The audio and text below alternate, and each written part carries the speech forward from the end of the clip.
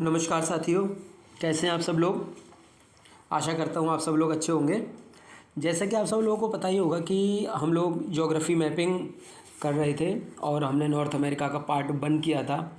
Part 1 में हमने जाना था कि नॉर्थ अमेरिका के चारों ओर कौन कौन से सागर हैं, कौन कौन से महासागर हैं, ये सारी चीज़ें हमने देखी थी। इसके अलावा हमने देखा था कौन कौन सी यहाँ पर जल संधियाँ हैं और कौन कौन से द्वीप हैं, इस पर भी हमने चर्चा की थी। अब हम आगे देखेंगे आगे वाला पोर्शन, जो यहाँ पर जलधाराएँ वगैरह ये सब चीज़ें देख लेते हैं, कौन सी जलधारा कहाँ पर है और कैसे बहती है वो। तो सबसे पहले हम यहाँ पर देख पा रहे होंगे, ये एक जलधारा है जिसका नाम है अलास्का की जलधारा। ये जो है उत्तर से दक्षिण की ओर बहती है और ये गर्म जलधारा है। कई जगहों पर ठंडी जलधारा लिखा हुआ है, लेकिन ये ठंडी जलधारा नहीं है, गर्म जलधारा है। और जलधाराओं से संबंधित जो क्वेश्चंस आते हैं वो जनरली इस तरह से आएंगे, या तो ये पूछा जाएगा, इसकी प्रकृति पूछी जाएगी, ये गर्म है या ठंडी है, या ये पूछा जा सकता है किस महासागर में बहती है, या फिर ये पूछा जाएगा इसकी दिशा। तो अगर आप मैपिंग से या उसको मैप में देखकर याद करते हैं तो आपको सारी दिशा सब कुछ पता रहेगी। देखिए यहाँ से हम पता कर पा रहे हैं कि ये प्रशांत महासागर में बह रही है, उत्तर से दक्षिण की ओर आ रही है, और जो नॉर्थ अमेरिका है इसके पश्चिम में बह रही है। तो इन सारी चीज़ों को हम देख पा रहे हैं। और एक चीज़ तो ये, हाँ बस यही है, तो ये इम्पोर्टेंट चीज़ है, इसको हम ध्यान रखेंगे, ठीक है। अब देखिए आगे आपको नीचे दिखाई देगी यहाँ पर एक जलधारा जिसका नाम है कैलिफोर्निया की जलधारा। कैलिफोर्निया की जलधारा ठंडी जलधारा होती है। इसको ऐसे याद रख सकते हैं कि C फॉर कैलिफोर्निया और C फॉर कोल्ड। तो ये ठंडी जलधारा प्रशांत महासागर में बहती है। इसके नीचे हमें एक जलधारा दिखाई देगी जिसका नाम है क्रॉमबेल। क्रॉमबेल गर्म जलधारा है, यहाँ से दिखाई दे रहा है हमको, प्रशांत महासागर में बहती है और दक्षिण से उत्तर की ओर बहती है, ठीक है। तो ये तीनों जलधाराएँ अलास्का, कैलिफोर्निया और क्रॉमबेल, तीनों ही प्रशांत महासागर में बहती हैं। अब हम आगे आते हैं इसके पूर्वी साइड में। इस साइड कौन कौन सी जलधाराएँ बहती हैं हम इनको देख लेते हैं। तो देखिए यहाँ पर आपको दिखाई देगी ये कैरेबियन सागर में बहती जलधारा जिसका नाम है कैरेबियन की गर्म जलधारा। ये गर्म है, तो ये कैरेबियन सागर से होते हुए आती है। इधर ये युकाटान चैनल है, इसमें युकाटान चैनल में एंटर करती है, फिर ये गल्फ ऑफ मैक्सिको में जाती है और यहाँ से होते हुए ये फ्लोरिडा की जलसंधि से बाहर आती है। ये मैं थोड़ा इसको जूम कर देता हूँ, दिख नहीं रहा होगा शायद, ये थोड़ा जूम करके देख लेते हैं हम। ये यहाँ पर, तो ये जो है यहाँ से ये कैरेबियन सागर से होते हुए युकाटान चैनल से होते हुए गल्फ ऑफ मैक्सिको की खाड़ी में जाती है और यहाँ पर फ्लोरिडा की जलसंधि से होते हुए बाहर आती है। जब ये यहाँ पर आती है तब इसको बोला जाता है फ्लोरिडा की जलधारा। और ये कैसी जलधारा है, यहाँ पर ये गर्म जलधारा है। इस साइड यहाँ पर देखिए कुछ द्वीप समूह है जिनका नाम है एंटिलीज। तो यहाँ से एंटिलीज की जलधारा आती है, ये भी गर्म जलधारा है। जब ये दोनों जलधाराएं मिल जाती हैं उसके बाद एक संयुक्त रूप में ऊपर बहती है और इसका नाम यहाँ पर पड़ जाता है गल्फ स्ट्रीम। गल्फ स्ट्रीम कैसी जलधारा है, गर्म जलधारा है, क्योंकि ये भी गर्म जलधारा थी एंटिलीज, और कैरेबियन वाली जो कि बाद में फ्लोरिडा कहलाती है, ये सब क्या है, गर्म जलधारा। इनके मिलने से गर्म जलधारा बनती है जिसका नाम है गल्फ स्ट्रीम। गल्फ स्ट्रीम की विशेषता यह है कि ये विश्व की सबसे बड़ी और तीव्र गति से चलने वाली एक जलधारा है। अब देखिए आप इसको यहाँ पे देख पा रहे होंगे, गल्फ स्ट्रीम यहाँ पर ऊपर आती है और यहाँ न्यू फाउंडलैंड के बराबर में ऊपर से एक जलधारा आ रही होती है जिसका नाम है लेब्राडोर। लेब्राडोर ठंडी जलधारा है जबकि गल्फ स्ट्रीम गर्म जलधारा है। अब जैसा कि हमको एक कॉन्सेप्ट पता है कि जब गर्म जलधारा और ठंडी जलधारा जहाँ पर मिलती हैं तो वहाँ पर टेम्परेचर सामान्य हो जाता है और फाइटोप्लैंक्टन्स और जूप्लैंक्टन्स के खाने का सामान यहाँ पर बनता है, जिससे उनका प्रोडक्शन बहुत ज़्यादा हो जाता है और इनको खाने के लिए मछलियाँ यहाँ पर आती हैं। इसलिए ऐसे स्थान जहाँ पर ठंडी और गर्म जलधाराएँ आपस में मिलती हैं वो मछलियों के उत्पादन के लिए जाने जाते हैं। तो न्यू फाउंडलैंड के बराबर में एक क्षेत्र है जिसका नाम है ग्रैंड बैंक। ये है ग्रैंड बैंक, तो ये मछलियों के उत्पादन के लिए जाना जाता है। अब हम यहाँ पे ऊपर देख लेते हैं। ऊपर से हमने देखा था अभी लेब्राडोर, हमने देख लिया लेब्राडोर की ये जलधारा है ठंडी, जो कि गल्फ स्ट्रीम से मिल जाती है। ठीक है, तो ये इसकी यहाँ पर कुछ जलधाराएँ थी, हमने सारी जलधाराएँ देख ली। अब हम जो है आगे देखेंगे यहाँ पर कौन कौन से पर्वत पठार स्थित हैं। तो इसके हम फिजिकल स्ट्रक्चर के बारे में बात शुरू करने वाले हैं। सबसे पहले हम यहाँ पर देखेंगे ऊपर अलास्का में, तो ये है अलास्का वाला पोर्शन। पिछली वीडियो में बताया था, पहले रशिया का पार्ट था, तो रशिया से बाद में यूएसए ने खरीद लिया, अभी यूएसए के पास है। तो यहाँ पर सबसे पहले आप देख पा रहे होंगे ऊपर, ये है ब्रुक्स रेंज, ब्रुक्स पर्वत श्रेणी। अलास्का में फैली हुई एक बलित पर्वत श्रेणी है ब्रुक्स रेंज। इसके नीचे आपको दिखाई देगी अलास्का रेंज, ये अलास्का है, तो अलास्का के नाम से पता लग रहा है अलास्का में ही होगी। इसके नीचे आपको एक पर्वत चोटी मिलेगी जिसका नाम है माउंट मैकिनले। ये है, ये मैकिनले है, माउंट मैकिनले। माउंट मैकिनले की विशेषता ये है कि ये नॉर्थ अमेरिका की सबसे ऊंची पर्वत चोटी है। ठीक है, तो नॉर्थ अमेरिका की सबसे ऊंची पर्वत चोटी कौन सी है? माउंट मैकिनले है, जो कि अलास्का में स्थित है। अब देखिए यहाँ पर नीचे देखते हैं हम, यहाँ पर आपको दिखाई देगी मैकेंजी पर्वत श्रेणी। यह है मैकेंजी पर्वत श्रेणी। आपको बस ये इतना सा ध्यान रखना है, ठीक है, कि ये कनाडा में फैली हुई है। यहाँ पर मैकेंजी पर्वत श्रेणी। यहाँ पर आपको एक प्रायद्वीप दिखाई दे रहा होगा जिसका नाम है सीवार्ड प्रायद्वीप। तो सीवार्ड प्रायद्वीप को अगर हम ध्यान से देखें तो यहाँ पर देखिए, इधर ये बेरिंग सागर है और ये ब्यूफोर्ट सागर है। ठीक है, इससे ये दोनों ओर से घिरा हुआ है और इसके ऊपर है ये बेरिंग जल संधि। तो याद ध्यान रखना इसको, ये कहाँ पर है? तो अलास्का के उत्तर में है सीवार्ड पेनिनसुला। तो हम बात कर रहे थे यहाँ पर मैकेंजी माउंटेन की। मैं जो भी चीज़ें बता रहा हूँ अपने आप उसको एटलस में हाईलाइट करते चले जाएं। नीचे आपको दिखाई देगी कोस्ट रेंज। ये है कोस्ट रेंज, जिसको हिंदी में बोलते हैं तटीय श्रेणी। तो ये यूएसए और कनाडा में फैली हुई है, प्रशांत महासागर के समानांतर है, इधर पैसिफिक ओशन है, इसके समानांतर है कोस्ट रेंज। इसके नीचे आपको दिखाई देगी यहाँ पर ये कास्केड रेंज। ये है कास्केड रेंज। ठीक है, ये यूएसए में फैली हुई है। इसके नीचे आप आएंगे तो यहाँ पर ये देखिए, यहाँ पर आपको दिखाई देगा Sierra Newada. Sierra Newada USA में फैला हुआ है और सिएरा नेवादा के नाम से ही एक पर्वत श्रेणी स्पेन में भी है। तो आप इस चीज़ को याद रखेंगे और यहीं पर लिख लेंगे, उसको कंफ्यूज नहीं होना है।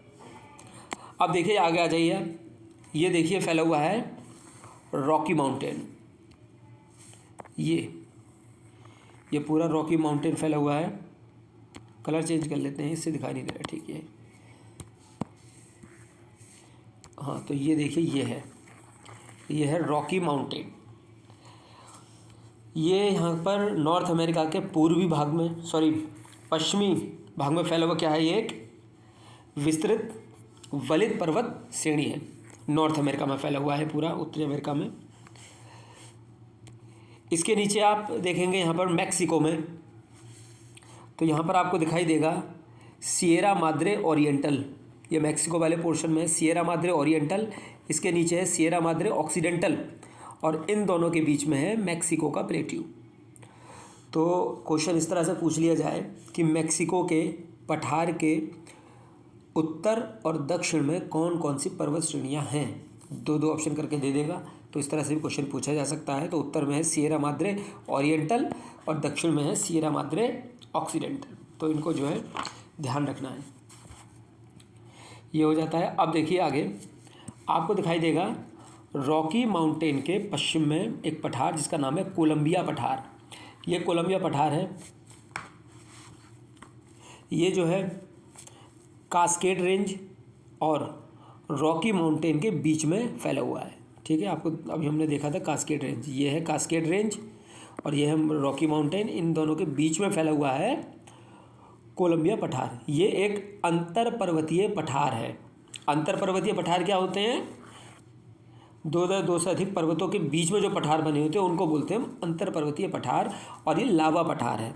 ये लावा के द्वारा बना, जो ज्वालामुखी का विस्फोट हुआ उसके द्वारा जो पठारों का निर्माण होता है उसको लावा पठार कहते हैं। उसी से इसका निर्माण हुआ है कोलंबिया पठार का। ठीक है, तो ये अंतर पर्वतीय पठार है। अब देखिए नीचे आप आएंगे तो यहाँ पे आपको मिलेगा ग्रेट बेसिन। ये एक अपनति घाटी है। ये सिएरा नेवादा और रॉकी पर्वत के बीच में स्थित है अपनति घाटी, यहीं पर मृत घाटी भी स्थित है, ग्रेट बेसिन में ही। अब नीचे हम देखेंगे कोलोराडो पठार, ये है कोलोराडो पठार, यूएसए में फैला हुआ है। इसके नीचे हम देखेंगे एडवर्ड प्लेट्यू पठार, एडवर्ड का पठार, ये भी यूएसए में है। मैक्सिकन का पठार हम देख ही चुके हैं, ठीक है। तो ये यहाँ पर थे पठार। इसके अलावा कुछ पर्वत चोटियाँ और हैं, वो भी देख लेते हैं। फिर आपको मिलेगा, देखिए, रॉबसन पठार, जो ये रॉकी माउंटेन है, रॉकी माउंटेन के यहाँ पर इसके पूर्व में ये है रॉबसन पठार, पर्वत। ये कनाडा में रॉकी पर्वत श्रेणी पर स्थित है। ये कनाडा में है, ये ध्यान रखना है इसको, यूएसए में नहीं है, कनाडा में है, उत्तरी अमेरिका के कनाडा में स्थित है रॉबसन। इसके नीचे आपको दिखाई देगा एल्बर्ट, इसके नीचे आपको दिखाई देगा ब्लांका। तो ये तीनों ही रॉकी माउंटेन के पूर्वी भाग में स्थित हैं। और ध्यान रखना है, उत्तर से दक्षिण की ओर क्रम, सबसे ऊपर है रॉबसन, फिर एल्बर्ट और फिर ब्लांका। तो इस तरह से भी पूछा जा सकता है, तो इसे हमें ध्यान रखना है। और एक इम्पॉर्टेंट चीज़ ये भी है कि जो ये एल्बर्ट है, ये रॉकी पर्वत श्रेणी की सबसे ऊंची पर्वत चोटी है एल्बर्ट, तो ये भी याद रखना है। अब नेक्स्ट कुछ आपको पर्वत चोटियाँ यहाँ पर मिलेंगी जिनका नाम है, देखिए, एक ये है यहाँ पर, इसका नाम है रेनियर। फिर आपको मिलेगी यहाँ पर ये हुड, रेनियर, हुड, और फिर आपको मिलेगी यहाँ पर शास्टा, ये है शास्टा, और यहाँ पर है विटनी। ये चारों क्रम से हैं, रेनियर, हुड, शास्टा, विटनी। आप इसको मैप में देखेंगे तो आपको ठीक से दिखाई दे जाएगा, इसमें क्लियर नहीं हो रहा है। तो रेनियर, हुड, शास्टा, विटनी, ठीक है। ये चारों ही ज्वालामुखी पर्वत हैं, ये इंपॉर्टेंट चीज़ है। इन चारों में सबसे ऊंची है रेनियर, और रेनियर जो है कास्केड पर्वत श्रेणी, ये जो है कास्केड पर्वत श्रेणी हमने देखा था भी यहाँ पर स्थित है। तो कास्केड की सबसे ऊंची पर्वत श्रेणी जो है उसका नाम है रेनियर। अब देखिए, हमारे पास में 3-4 क्वेश्चन निकल कर आए। अगर हमसे पूछा जाता है कि कास्केड रेंज की सबसे ऊंची पर्वत चोटी है कौन सी है, तो हमारा आंसर होगा रेनियर। रॉकी पर्वत श्रेणी की सबसे ऊंची पर्वत चोटी कौन सी है, तो हमारा आंसर होगा रॉबसन। अगर हमसे क्वेश्चन पूछा जाता है नॉर्थ अमेरिका की सबसे ऊंची पर्वत चोटी कौन सी है, तो हमारा आंसर होगा माउंट मैकिनले, ठीक है। तो ये सारी चीज़ें हमें ध्यान रखनी है। अब नीचे देख लेते हैं, मैक्सिको में कुछ पर्वत चोटियाँ और हैं। यहाँ पर आपको देखिए दिखाई देगा सिटिल्टेपिटल, और इसके नीचे दिखाई देगा आपको पोपोसिटिल्टेपिटल। ये दोनों ही मैक्सिको में स्थित हैं, जिसमें से पोपोसिटिल्टेपिटल एक मृत ज्वालामुखी है, और ये ऊपर जो है इसके नॉर्थ में सिटिल्टेपिटल, ये सक्रिय ज्वालामुखी है। ये दोनों ज्वालामुखी हैं, इनको आप याद रखेंगे, ठीक है। अब इसके कुछ पूर्व में देख लेते हैं, कुछ पठार और हैं, जैसे कि आपको यहाँ पर दिखाई देगा ओजार्क पठार। यह है ओजार्क पठार, ये यूएसए में फैला हुआ है, और ये गुंबदाकार पठार है, डोम शेप्ड प्लेट्यू है। यहाँ पर सीसा, चांदी, जस्ता, ये सारी चीज़ें पाई जाती हैं ओजार्क पठार में, इसको ध्यान रखना है आपको। नेक्स्ट इंपॉर्टेंट एक और है जिसका नाम है अपलेशियन पर्वत श्रेणी। ये है अपलेशियन, यूएसए के पूर्वी भाग में फैला हुई एक बलित पर्वत श्रेणी है। और यहाँ पर इसके ऊपर आपको दिखाई देगा माउंट मिशेल, ये है माउंट मिशेल। तो माउंट मिशेल अपलेशियन पर्वत श्रेणी की सबसे ऊंची पर्वत चोटी है, ठीक है। तो यहाँ ध्यान रखना है, केवल अपलेशियन की सबसे ऊंची पर्वत चोटी है। जिस तरह से पीछे हमने भी रॉकी की, कास्केड की पढ़ी थी, उसी तरह से अपलेशियन की सबसे ऊंची पर्वत चोटी है माउंट मिशेल। अब देखिए आगे आ जाते हैं, कुछ यहाँ पर और भी बहुत सारे पठार हैं जिनको देख लेते हैं।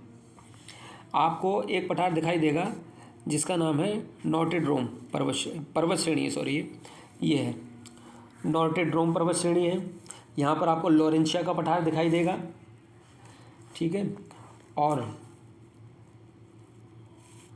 ये सारे पठार यहाँ पर हो गए, बस यही है, इससे ज़्यादा जानने की ज़रूरत नहीं है, ठीक है। तो ये यहाँ पर सारे पर्वत और पठार हो गए। यहाँ पे वाइट पर्वत, ब्लू पर्वत, इस तरह के कुछ पर्वत भी दिए हुए हैं जो कि इस मैप में दिखाई नहीं दे रहे हैं।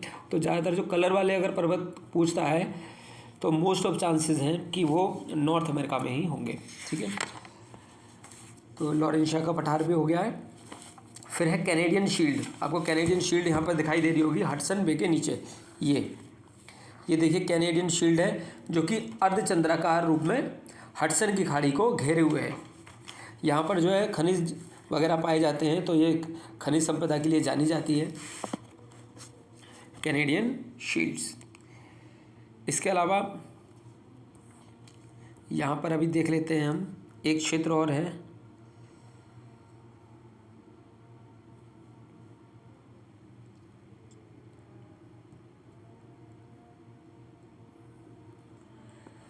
देखिए यहाँ पर आपको दिखाई दे रहा होगा ग्रेट प्लेन्स का एरिया। ये है महान मैदान क्षेत्र जो कि यूएसए और कनाडा में फैला हुआ है। तो ये यहाँ के पर्वत और पठार हो गए। अब हम जो है यहाँ पर देख लेते हैं इसकी कुछ इम्पोर्टेंट झीलें। तो झीलों वाला जो एरिया बहुत इंपॉर्टेंट है, उसको ध्यान से देखिएगा आप। देखिए यहाँ पे आपको कुछ झीलें दिखाई दे रही होंगी। यह है लेक सुपीरियर, एक सेकेंड, ये है लेक सुपीरियर, यह है मिशिगन, यह है ह्यूरोन, और यह है इरी, और यह है ओंटारियो। तो ये झीलें जो हैं कुछ एक दूसरे से जुड़ी हुई भी हैं, जिनके बीच में नहर निकाली गई हैं, ठीक है। तो ये जो सुपीरियर झील है, जिसके बारे में आप जानते होंगे, विश्व की सबसे बड़ी ताज़े पानी की झील मानी जाती है सुपीरियर, और इसी के किनारे पर डुलुथ स्थित है। यहाँ पर है एक झील मिशिगन। तो मिशिगन की इम्पोर्टेंस ये है कि ये झील पूरी तरह से यूएसए में स्थित है। ये क्वेश्चन पूछा गया है, पीसीएस मेंस में एक बार पूछा गया था जब ऑब्जेक्टिव हुआ करता था जीएस का पेपर, कि निम्नलिखित में से कौन सी झीलें हैं नॉर्थ अमेरिका की जो पूरी तरह से यूएसए में स्थित है। तो उसका आंसर था मिशिगन। तो मिशिगन के बारे में ध्यान रखना, ये पूरी तरह से यूएसए में स्थित है। अब देखिए जो सुपीरियर और ह्यूरोन है, इसके बीच में एक नहर है जिसका नाम है सू नहर। तो हम जो है इसको एक शॉर्ट ट्रिक के माध्यम से याद रखेंगे। देखिए SHOE, ठीक है, S for superior, H for Huron. तो सू नहर जो है सुपीरियर और ह्यूरोन के बीच में है, एक याद रखना आपको। ओ से है ओंटारियो, ई से है इरी। तो ओंटारियो और इरी को जोड़ती है वेलेंड नहर, ठीक है। तो इन दोनों के बीच में एक नहर है वेलेंड नहर, ये हमको याद रखना है। तो ये इंपॉर्टेंट चीज़ें हो जाती हैं। और ये जो ग्रेट लेक्स एरिया है, ये वाला महान झीलों का जो क्षेत्र है, ये मिल्क प्रोडक्शन के लिए जाना जाता है, इस चीज़ को भी याद रखेंगे। तो ये नीचे यूएसए और कनाडा की झील हो गई। अब हम देख लेते हैं ऐसी झीलें जो केवल कनाडा में स्थित हैं, ऊपर हैं। तो यहाँ पर आपको कुछ झीलें दिखाई दे रही होंगी। सबसे पहले हम देखेंगे यहाँ पर यह है लेक विनिपेग। ये विनिपेग है, ऊपर है रेंडियर, यह है अथाबास्का, यह है ग्रेट स्लेब, और इसके ऊपर आपको दिखाई देगी ग्रेट वियर, ठीक है। तो ये इतनी सारी झीलें हैं, ये सारी झीलें कनाडा में स्थित हैं। अब देखिए इसकी एक ट्रिक है, हम ट्रिक के माध्यम से इसको जो है नॉर्थ और इसका क्रम याद रखेंगे। एक सेकेंड, BSA, यहाँ पर आपको देखिए पीसीएस में पोस्ट होती है BSA, है ना, BSA RW, north to south, ये क्रम है इसका, इस तरह से एक क्रम है। यह है बियर, स्लेव, अथाबास्का, रेंडियर और विनिपेग। तो ये पांचों झीलें कनाडा में स्थित हैं और उत्तर से दक्षिण की ओर इनका क्रम है। तो इन झीलों का क्रम आपको याद रखना है, ठीक है। तो ये सारी चीज़ें हो गई।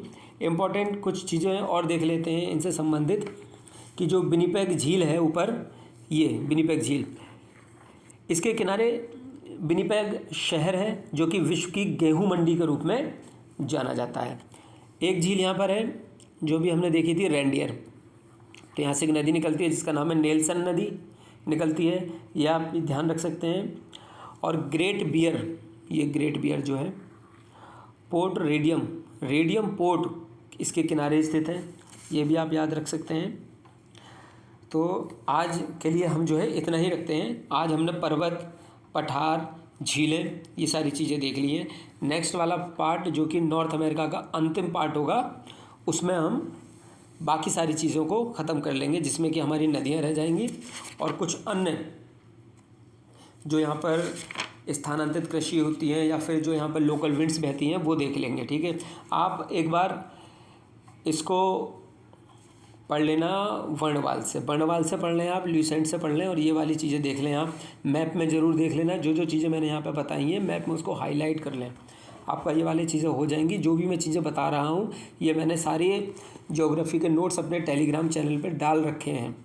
आप उन टेलीग्राम चैनल से मेरे नोट्स को खोलकर तब इस वीडियो को अगर देखेंगे तो आपको ये चीज़ें बहुत आसानी से समझ में आ जाएंगी। नोट्स को खोल के रख लें और एटलस को खोल के रख लें, हो जाएगा। ठीक है, तो मिलते हैं नेक्स्ट वीडियो में, तब तक के लिए ओके, ऑल द बेस्ट।